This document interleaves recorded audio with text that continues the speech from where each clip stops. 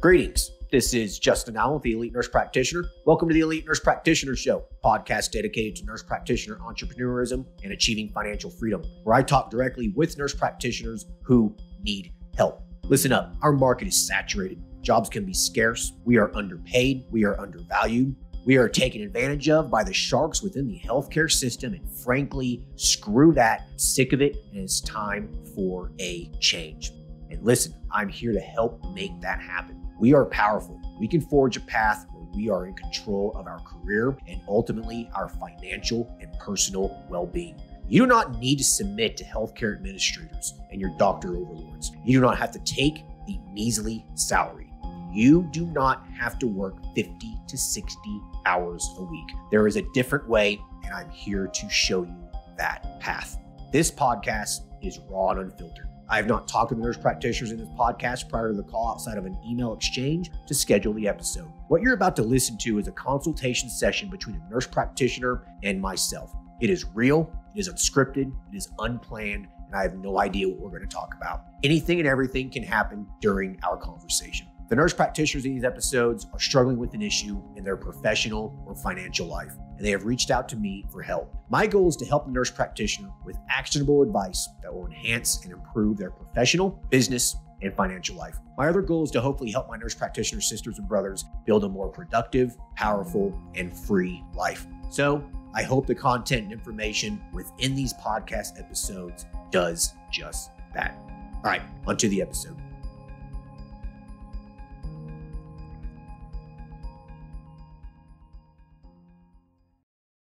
Hello, everyone. Today, we will be talking with Bumni, who practices in Texas. She currently owns and operates a full-time primary care practice where she also does IV infusion therapy. To supplement income, she's also working a part-time job in a telemedicine primary care practice. Her primary care practice has now been open for a year and a half, and she is needing assistance with marketing and to brainstorm about some other niche services she can integrate into her practice to increase her business's revenue. Hey, Bumni, how are you? I'm good, Justin. How are you doing? Hey, I'm doing very good. Thanks for hopping on this phone call. I really appreciate it. You're welcome. Cool. Awesome. So let's just get right to it. Just let us know kind of where you're at in life, how long you've been a nurse practitioner for, and what you've been doing. All right. Thank you. Like Justin stated, thanks for having me on the podcast. So I've been a nurse actually for about 12, 13 years now, and I've been a nurse practitioner for 6 years in total. I've worked in internal medicine for 5 years prior to starting my own business in June of 2020. My current business, I see at the clinic, I see ages 13 and up, though I'm licensed and I educated to see from birth to adulthood, but I just kind of, I'm just kind of doing from 13 and up because of all the logistics. But I still see younger kids for, urgent care needs and all that, but not the whole 9 yards with them. And so with the adult population, I basically focus on, the primary care, everything that has to do with a human body, basically. And I also do the IV hydration as well. So that's where I'm at right now, of course, working part-time with telemedicine so I can supplement the income for the business as well. Okay, cool. So you've been open for about a year and a half now in your primary care practice. How are things going? Yeah, so far, I can, generally say that I'm not where I was at the beginning, obviously. So things are picking up slowly. However, I feel like, we can do better. Of course, reviewing what has been going on in the past year and a half, I've seen, there's more to, word of mouth, people are able to look at us with word of mouth. And I recently noticed when we're trying to put the word out there for COVID testing and COVID vaccines, that whenever we put the business name on our city website, that we're doing the COVID vaccine and COVID testing, we had more people calling and asking, if we do the testing, and, we've had people coming through there. So having reviewed all that, so I kind of figured out it would be good to actually focus more on marketing, because it seems like, people actually pay attention to those, and we can get more people through the door when we really focus on that. Over time, we've been doing more marketing on Facebook and Instagram, which is something that I manage on my own. But of course, at this point, I feel like it's something that needs to go more than just me doing it and giving it out to somebody. And in terms of, growth as well, well. I used to do my billing myself. I had to outsource it. So which shows that there's definitely some growth, it's just that I know that we can do better, basically. Sure. So you realize when you put the COVID testing and vaccine on the city's website that you noticed that brought in a lot of patients. Did any of those patients actually convert into like, an established primary care patient, or was it just more or less they just kind of came through, got tested and left? For the most part, is the testing. And I've seen some of them say that they're going to become our patients. So I'll just give an example. A couple of them, they probably just saw their primary care doctor or they just did their physical and they're like, okay, so, next time, we're going to come over and stuff like that. But so we've heard that, but maybe just few people so far. Okay. And they're just getting to know more about the practice as well in the community. Okay. Where's your practice's revenue at right now? How are the financials looking? In terms of, okay, I'll go through because I can't really give numbers because I'm really not sure. But okay. I have an employee, which of course I pay her every 2 weeks, and so far I'm able to afford her payment and of course pay the rent. So, but I'm not able to pay myself, so I've not gotten to that stage yet. So it's mostly paying the rent, paying her, and paying the utilities and stuff. So the practice is on autopilot mode right now. I mean, money's Yes. Coming in and money's covering everything. It's trying to cover. So this is the thing though. I still have to use part of the money, from my own, extra income to also stabilize the practice as well. Mm-hmm. So where are you at financially in your personal life? I mean, it sounds like, you're not paying yourself any money from the practice, mm-hmm. and you're using the money from your part-time job to keep the practice afloat. So how are you staying afloat personally? So personally, I'm still able to. So this is the thing.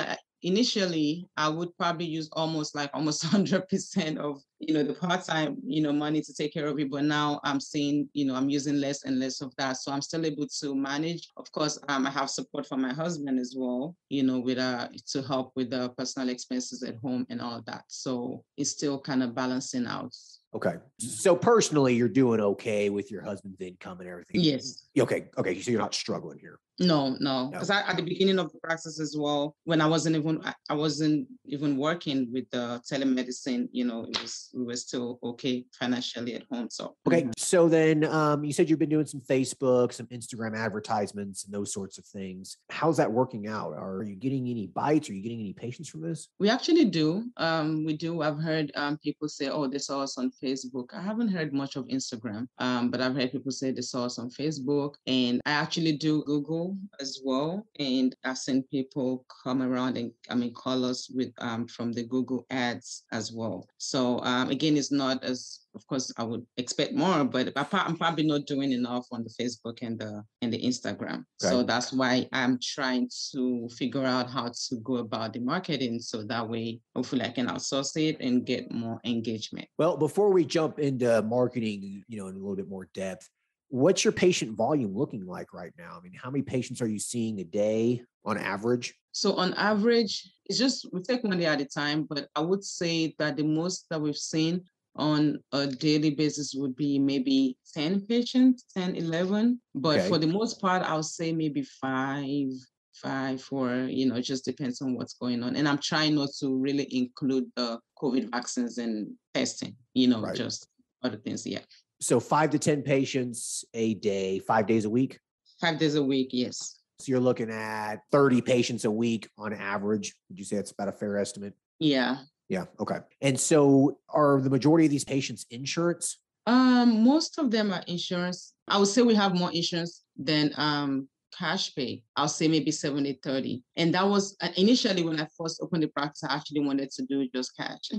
So then I realized that a lot of people were walking in, with the word of mouth and everything, and they have insurance. And I'm like, okay, maybe the area that I'm located, maybe we have a lot of the population here are working class people, which actually that's what it is. And they have insurance, and some of them came and they were willing to pay cash, but majority wanted to use the insurance. So that's why I decided to start taking, the insurance, like the major ones. And it's working out good so far. So if you're averaging 30 patients a week, average reimbursement for a level 4 visit, is anywhere between $80 to $100. You have some cash pay in there. So weekly revenue is $2,500 to $3,000 a week. Would you say that's fair or? I would say I don't think it's up to that. So, but the reason why I can really make that calculation again is because, of course, with the insurance, we don't get paid right away. Right. Okay. So I haven't been able to really see how I can just say, okay, this is what it is until, we get the billing. But I think now that I've outsourced the billing, they're giving me reports, very detailed reports. I can now go back and that's what I plan on doing and look at, what is coming in and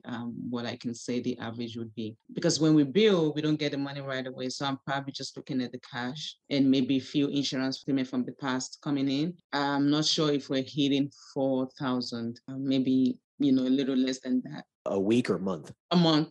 A month, 4,000. Mm-hmm. Yeah. Mm-hmm. So tell me, I'm surprised you're not busier than this. Is there a lot of primary care offices in your area? Is there a lot of competition? Not a lot. So Grand Prairie is it's a small, maybe not really small, but it's a city where we have some primary care offices, but it's not as like the other city next to us, which is Arlington. So I would say around me, maybe in the 5 to 10 miles away from this office, I probably have like maybe 3 primary care offices. I'm surprised you're not busier. I mean, I'm sure there's a need for it. Yeah. Yeah, people just don't know you exist. Are insurance companies not sending you patients? Are they not trying to help? Okay. Yeah, I know insurance is pretty good about helping you build a panel and stuff. I'm surprised they're not sending you. Yeah, Blue Cross Blue Shield, and we've had some from Aetna as well. Okay, interesting. So maybe just people they just don't know you exist. Your physical location, is it kind of tucked away? Is it on a main road? What's that like? The location is actually not bad in my opinion. Of course, it's not in front of the freeway, but it's a busy intersection that we call Mayfield and Carrier in a strip mall, which I feel like is visible enough.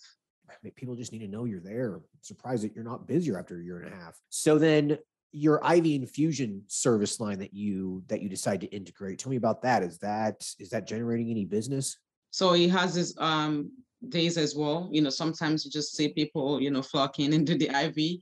And after a while, it's like, okay, we might not even get anyone, trying to do the IV in like maybe days or weeks. Okay. So the last time we did an IV infusion, probably maybe 2-3 weeks ago. Okay. So it's just kind of a real hit or miss thing. So what's your goal here with this practice? What are you wanting to see this turn into? I mean, are you wanting to build up the primary care arm of this practice? Do you want to see more insurance patients and those sorts of things? Or would you rather focus more on some cash services, some more niche kind of services? I mean, what's your goal? What are you looking to do? Yeah, I think a mix of both is good. Like I said earlier on, I would have just gone cash pay, but I have a lot of people with insurance and, they're willing to come in. And I think it would be fair enough to take the insurance and know that I have the insurance. However, I wouldn't object to building the practice with a whole bunch of, cash-based patients. Okay. So you would prefer to build the cash arm up a little bit bigger than the insurance. Yeah. Exactly. Okay. Insurance will be there for, people do have insurance, and when they walk in, I don't want to turn them away, basically. Sure. So hybrid practices like this do work. I've talked to multiple nurse practitioners before who have a hybrid practice like this. And what I have found from talking to these people is that the insurance accepting arm of the practice kind of pays the bills. Like it keeps you afloat. And then the cash side of it is kind of like where the profits come from. It sounds like the insurance arm of it right now is pretty much keeping the practice afloat, just about. Is that correct? Yes, that's correct. Yeah. When those checks come in, I mean, they come in handy, definitely. Now you want to start generating some profit here. So with the IV infusion component of it, are you advertising that or? Yes. So yeah, we're advertising that as well. Just as just the way we advertise the other things that we do in the office. With, medical. And what's competition like in your area for these niche things like, weight loss, hormone replacement therapy, IV infusion, those sorts of things? This area where I'm at right now, because the other offices that I know around me, even when I Google them, they're not doing IV infusion. The closest to me would be in Arlington, which is the next city to me. So, and that's another thing, because I feel like, right now, close to where I am, maybe within 10 miles from me, I don't think anyone is doing IV infusion, or even 15 miles. What about weight loss and other things? Weight loss, probably one office that I know doing weight loss, and all they do is weight loss management. They're not doing anything else. So yeah.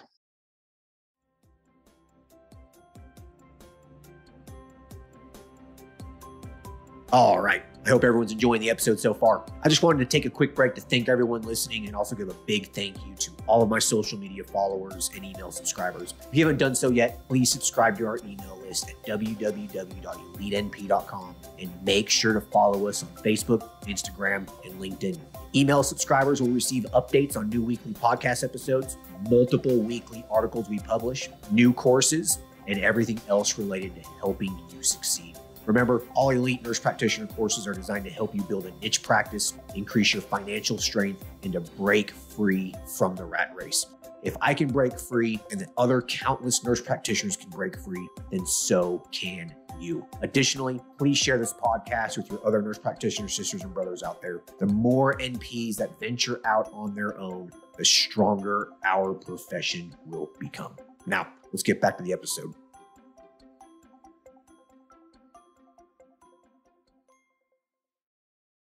And how big of an area do you live in? What can this area support in terms of, medical practices? You mean the city? Correct. Yeah. Like how many people are in your area?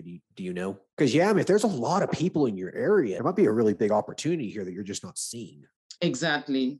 It says it has an estimated population of 197,590. Okay. So almost 150,000 people. 195. 195. Oh, 200,000. Oh my goodness. Mm-hmm.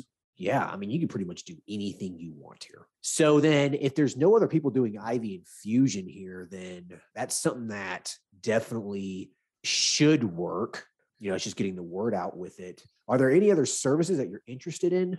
I was thinking about doing the physical for truck drivers. Yeah, DOT exams. Exactly. I've done DOT exams before. When I was working urgent care, we had an occupational medicine kind of service line. And so they made us do a lot of the OC med stuff, which were DOTs. And in my opinion, they're a pain in the ass. I wouldn't do them. I had somebody told me that before, and that's why I haven't really just kind of holding back on it, Yeah, they're kind of labor intensive. These truck drivers are non-compliant. They all have health problems. If you don't sign off on their physical, they throw a conniption in your office, and the reimbursement's $100-$120. I don't think it's enough to really justify going down that route. You can make more money doing other things. Are you wanting to focus more on standard kind of medical stuff or alternative things of interest to you as well? The hormones stuff, I'm interested in that as well. Where I used to work, they did the pellet insertion. I wasn't just interested in it at the time. So I didn't go for the training just because I just don't want to get involved in, the pellets and all those. But if there are other options for hormones and, testosterone and stuff that doesn't require the invasive stuff, then I will be interested in that. Oh, yeah. You can do women's HRT or men's HRT. You don't have to do pellets. I personally really don't like pellets. I think they're a liability. A lot of people will disagree with me and a lot of people will agree with me. But yeah, I've done lab work on people who've had pellets in and their hormones are through the roof. Yeah, I think there's better options. The pellets are convenient. It's just preference. You can do creams and injections and topicals and patches. There's so many different options you can do with that. So if it's something of interest to you, then that's a great little cash service as well. I guess ultimately what it comes down to here is that you need to do some market research in your area and you need to determine, what is there a lot of and what isn't there, because you really need to meet the demand here. And so if there isn't an IV infusion, clinic within 15 miles of where you're at, there's no reason why this shouldn't be profitable and a lot busier than what it is. So are you wanting to then maybe work with what you have already, this IV infusion of the primary care? You want to just work with this first, get this a little bit more profitable before you decide to integrate some more services into the practice? Or do you want to start integrating some more services into it, immediately? Yeah, I think I like to work more with the IV infusion and the weight loss, because I'm doing the weight loss as well. Yeah, with the IV infusion. So yeah, so I like to work more on those. Does the other weight loss clinic in town, you said there's another person in town doing it. Mhm. Are they cash or are they insurance? They're both. Yeah, so you would definitely need to do both as well. Even if you accepted insurance and even did some hormone replacement therapy, you could really build that up as well. But there's usually some stipulations with insurance companies that the patients have to meet certain requirements for them to even really pay for the visit or the hormones. So, Mhm. when you start going down that path, it can start getting a little more complicated and really become a thorn in your side. So I guess if you want to just work with maybe IV infusion, the primary care, maybe do some weight loss as well, why don't we just focus on that? So I think in terms of marketing goes, there's no reason why this primary care practice should not be busier than what it is. Have you done some just good old fashioned footwork out in your town, out in the city to spread the Yes. word that you are, sending new Mhm. patients? Yes. And has that not worked out? To some extent. So that's why I was saying, the word of mouth, has been helping. Even we, went to urgent cares and freestanding ER. So one thing in my area that I've noticed though is that the big hospitals out there do have their own clinics, which, can be, a barrier, to some extent, just because they have their patients and they keep them. And then we've also been to some apartment complexes, which some of them have the house calls. Of course, that's more convenient for them as well. Sure. Oh, yeah. But we've been able to get few people from those apartment complexes as well. So you are competing against basically these large corporate primary care offices that are owned by the hospital. Mm-hmm. Okay. So that's going to be probably one of the biggest limiting factors here. I mean, those things are monopolies, they're the urgent cares they own, the ERs they own, the hospitals they own. Exactly. They just feed patients to them. I don't even understand how it's even legal with, all these self-referrals and Stark law and all this kind of stuff. I don't know how they do that, but they do. Anyways, though, so how are you going to distinguish yourself? How are you going to make yourself different than them? I know in the city that I live in, there was a doc. She was a hospitalist at the hospital here, and I was picking up some ER shifts, and I got to know her. She was really, really cool. And she just got sick and tired of acute care, hospital work, and stuff. And so she got out and opened up her own primary care practice, and she marketed it very, very well. All she did was put up a few billboards in town. And she basically marketed it as a concierge, personalized primary care, like evidence-based, personalized primary care. And within a year and a half, 2 years, I try to get my mom an appointment with her just because she's really good at what she does. And they're not accepting any new patients.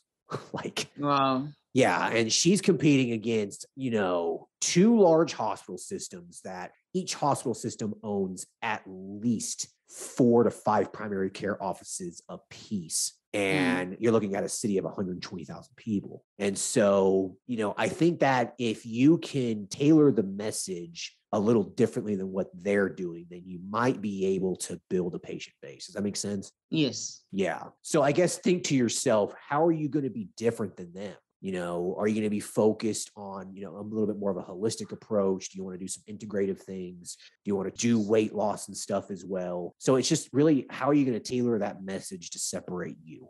So if you could figure that out, then I think that you should be able to build that up, especially if you're accepting insurance. There's no reason why, you should be seeing 10, 15 patients a day at least. So what are your thoughts on that? So I think it would be more of putting stuff out there, more like maybe a place where you can get, personalized care without without rushing you or something like that. I don't know. I have to think about it, and Yeah. Be treated as a person and not just another number. mhm. 30, 45-minute appointments minimum. If you're willing to put the time into it and do that, you will get patients. I promise you. Okay. So why don't you do that as more like the tagline? Be seen as a person, not just another number. 30 to 60-minute visit minimums. Because, I hear that all the time from people. They're like, I go to my primary care provider, he just rushes me in and out. I talk to him for like 5 minutes. Like, I don't even understand why the hell I even go. Does he even listen to me? I hear that all the time. So if you can distinguish yourself here and be different and market it that way, make that your primary care practice's mission and its value statement, there's no reason why you can't get this busy quickly. Billboards do work.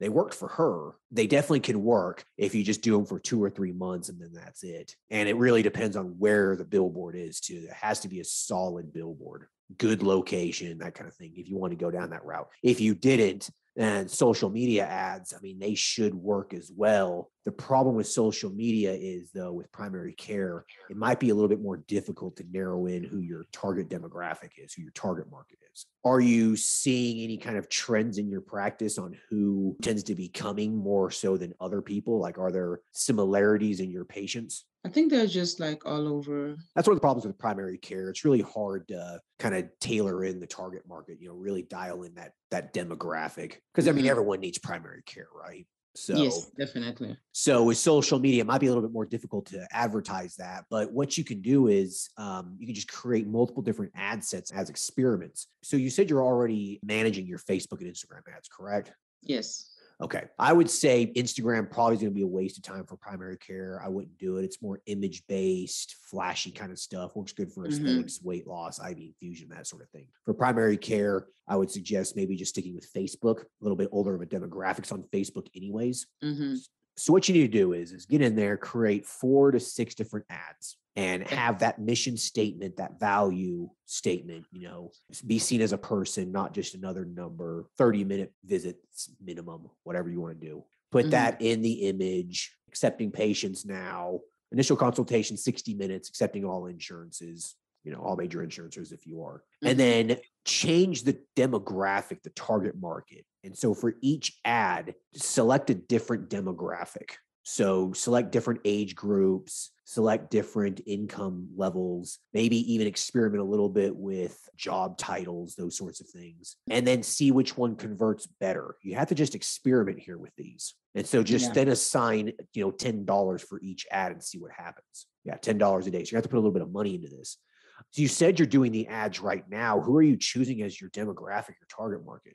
I do from age 18 and up, and I do within 20 miles. That's it? You're not narrowing it down anymore? No. Oh God. Yeah, no, that's why this is why it's not working. Okay. Yeah. Now that you started talking, then I was already thinking about that. Yeah. Yeah. Oh, no. This is the problem here. You really got to narrow that in. Okay. Have you took the marketing course yet? No. No, it might be worthwhile for you to do it. I mean, it's the same price you're going to pay a marketer for just a couple hours of their work. So, but what you need to do here though is narrow it down. So let me ask you here.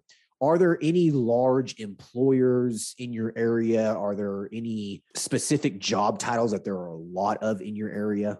You mean like other than medical? Yeah.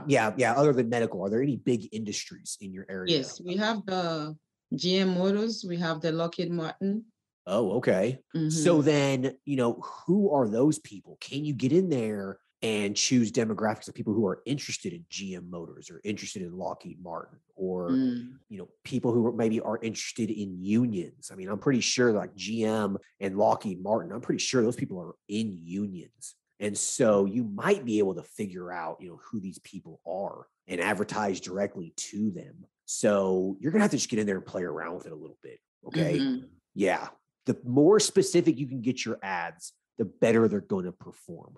Okay. They just are, okay? Because you can tailor the message directly to those people. So, people who are needing primary care, very few 19, 20-year-olds, they don't care. They could care less, right? So you're just wasting your money. Some 19-year-olds on Facebook, they see your ad, they could care less. A 45-year-old, though, might be interested in it, especially if you tailor some ads like, are you 45 years old? You're due for your colonoscopy. Do you have a primary care provider? Things like that. Try to tailor the message to a specific age group. Yeah. Okay. So you just got to be creative, Yes. Yeah. So I think if you do that, I think your ad performance would do a lot better than what it is now. Okay. Now, in terms of IV infusion, how have you been advertising that? Have you been doing that the same way? Actually, yes, same way. Just when I put it on Facebook or Instagram, it's just same way from 18 and up. But I think word of mouth has worked best with the IV infusion because when somebody comes and then they tell other people, yeah. IV infusion therapy, typically people with money, people who are health focused, wellness focused, people who might have hangovers a lot, who might have a little bit of money. So you need to tailor those ads to people who are interested in more specific hobbies, more specific interests. I know one nurse practitioner who does IV ads on Facebook, and he does very, very well. And he chooses, people between the ages of 35 to 55, those people should have a little bit more of a disposable income, who are interested in fitness, biking, those sorts of things. That ad does very, very well for him. I know another nurse practitioner that I consulted with one time. She started doing ads tailored to people who were interested in craft beer and whiskey and those sorts of things. And, those people might be hung over more often than, let's say, you or me. And so they might be interested in a hangover cure for an IV, either a pregame IV or, the next day hangover IV. So see what I mean? Like, you have to really tailor these ads to specific people. The immune boosting IVs right now are really, really hot. People want to boost their immune system for COVID, flu, and those sorts of things. So you can tailor ads to that as well. Okay. Yeah. So I think you just more or less just tweaking your marketing campaigns. Okay. What I did one time with the IV infusion was I just kind of did each one. So, for example, I did the immune booster by itself and just said, what it does and how it can help the body. And then I did the one for migraine by itself. I just kind of split them up. Yeah. Each one. But of course, I still did the 18 and up. So. Yeah. That's not going to work. Migraine is specific to typically females, right? It typically really hits hard, to females between the ages of 18 and 35. A lot of women kind of tend to grow out of them. I mean, some don't, but a lot do. But the 18 to 35-year-old, female market, that's your market for migraine. Yeah. So you have to just be a little bit more specific. I think if you do that, I think it'll work a lot better for you. Yes, I'll definitely give those a try. Any other questions in terms of that goes? No, I'm good on that. And I'll look at the marketing course as well. Okay. What about, other niche service lines? Do you want to just stick with, what you're doing for now and then integrate things as time goes on, or? Yeah. So I'll stick with this, but I'm definitely going to pick up the hormones next. The hormones. Yeah. Are there many people in your area doing that you know of? I know of two, but they do the pellets. They do pellets only. Mostly. Yeah. There's a lot of patients out there that don't like pellets. They want other options. Yeah. Are there any men's health clinics in your area? Yeah, it says there's one 3.8 miles from me, and the next one is 13 miles from me. Okay, so you got another place in town that's about 4 miles from you that does men's health. So what you need to do is you need to call them up, ask them what their prices are, and see if they accept insurance or not. And so, if they don't accept insurance, men's health insurance accepting practices do very, very well. But, the patients do have to meet certain criteria for treatment. But call them and see. And if they don't accept insurance, you have a huge potential here, to, build a little bit of a niche men's health kind of following within your primary care practice. There's actually another nurse practitioner in the city that I live in, and she does some men's health. Unfortunately, she doesn't know what the hell she's doing. So anyways, though, a lot of guys go see her because she accepts insurance. She's kind of a competitor of mine, but she doesn't really advertise it. She owns a primary care practice, but she does men's health in there. And so she sees a lot of patients who want to use their insurance. So, there's maybe a little potential there for you as well. Okay. The trick here is whatever you decide to do, you make sure you advertise it as a separate service line, and you make sure that there's a separate landing page, a separate page on your website for that service. So you have an entire page about men's health. You have an entire page about women's HRT, an entire page about IV infusion, an entire page about primary care. Don't just jumble it all together on one, on just one page. It's confusing. It looks like crap. Just don't do that. All right. I got you. Yeah. Any other questions? I think that's it. I think if you just tweak your marketing campaign a little bit, I think you'll start getting a lot more patients. I think that's just probably the problem. Yeah, and that's why I was saying that I had to sit back and do some review, and I figured out that marketing, it's a problem. So yeah, it tends to be for a lot of business owners, and I just want to applaud you for trying to do it yourself. It really keeps your expenses low if you can do it yourself. Yeah. And I mean, it sounds like you have the time to do it yourself since you're not really, real busy in your practice right now. So I want to applaud you for giving it a shot and trying it. You're learning as you go. Yeah, absolutely. I think now that you understand maybe a little bit how to target the audience, I think you should be able to do pretty well with it. Yeah, marketing is the number one function of a business. And as the business owner, I think it's really, really important that you understand how to do it. And so you're learning how to do this. I mean, I didn't know what the hell I was doing when I first got started. So, okay, cool. Well, do you have any other questions at all? No, I'm good. Thank you. Thank you for with the elite. You're really doing a great job. So awesome. Lots of information out there. Yeah, it's my pleasure. I'm really glad you enjoy it. And I just want to thank you for hopping on the call with me today. And I think a lot of the listeners will definitely appreciate the insight from the call. So thank you very much. You're welcome. Thank you. All right. Thank you. You take care. Bye. All right, bye.